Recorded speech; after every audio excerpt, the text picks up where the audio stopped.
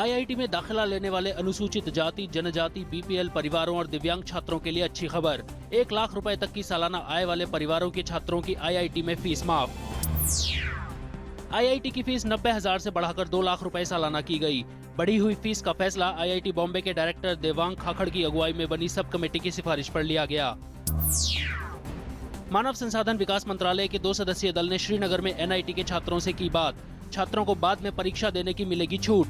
मानव संसाधन विकास मंत्री स्मृति ईरानी 13 अप्रैल को श्रीनगर का करेंगी दौरा। विदेश मंत्रालय ने कहा, पठानकोट हमले को लेकर पाकिस्तानी जांच दल की भारत यात्रा का आधार पारस्परिकता और आपसी सहमति थी। साथ ही पाकिस्तानी जांच दल के कार्यक्षेत्र के बारे में पहले से ही दोनों पक्षों के बीच थी सहमति। राष्ट्रपति प्रणब मुखर्जी ने संविधानवाद को भारतीय लोकतंत्र का प्रमुख स्तंभ बताया। राष्ट्रपति ने साथ ही कहा, कानून का राज है भारतीय लोकतंत्र की प्रमुख विशेषता, जिस कारण हर भारतीय खुद को महसूस करता है सशक्त।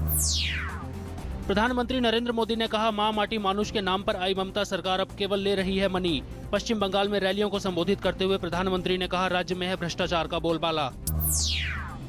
असम विधानसभा चुनावों के मद्देनजर प्रधानमंत्री नरेंद्र मोदी आज राज्य में 4 जगहों पर चुनावी रैलियों को करेंगे संबोधित। राहा, रंगिया, सरभोग और गुवाहाटी में करेंगे चुनावी रैलियां।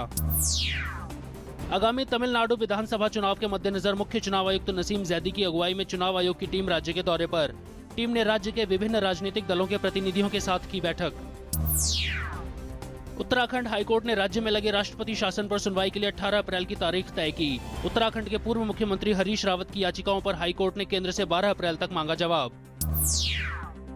केंद्रीय वित्त राज्य मंत्री जयंत सिन्हा ने कहा, लोन की रिकवरी के लिए नियमों का पालन कर रहे हैं बैंक। जयंत सिन्हा ने साथ ही कहा, डिफॉल्टरों को वापस लाने की भी की जा रही है कोशिशें।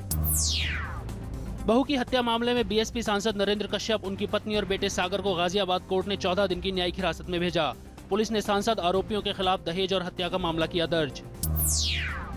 विदेश मंत्री सुषमा स्वराज 18 अप्रैल को मॉस्को में भारत, रूस और चीन के बीच होने वाली त्रिपक्षीय बैठक में लेंगी हिस्सा।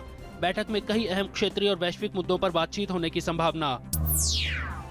पनामा पेपर्स लीक मामले के बाद ब्रिटेन के प्रधानमंत्री डेविड कैमरन ने माना, उनके और उनकी पत्नी समंथा के पनामियन ट्रस्ट में थे शेयर। कैमरन ने साथ ही कहा, प्रधानमंत्री पद संभालने से पहले उन्होंने शेयरों को दिया था बेच।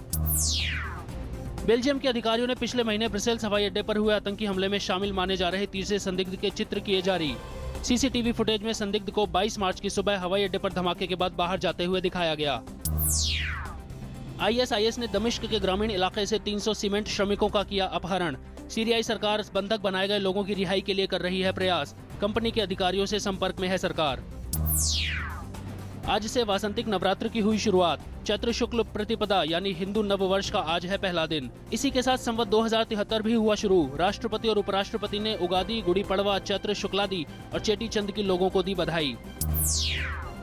Malaysia open badminton super series में साइना नेहवाल और पीवी सिंधु ने क्वार्टर फाइनल में बनाई जगह। साइना ने दक्षिण कोरिया की बे योन जू को, वहीं पीवी सिंधु ने भी कोरियाई खिलाड़ी सांग जी यून को हराकर क्वार्टर फाइनल में बनाई जगह। मलेशिया में जारी अजलान शाह हॉकी प्रतियोगिता में भारत को झेलनी पड़ी हार। ऑस्ट्रेलिया ने भारत को दी 5-1 से करारी शिकस्त। प्रतियोगिता में भारत का अगला मैच रविवार को होगा कनाडा से।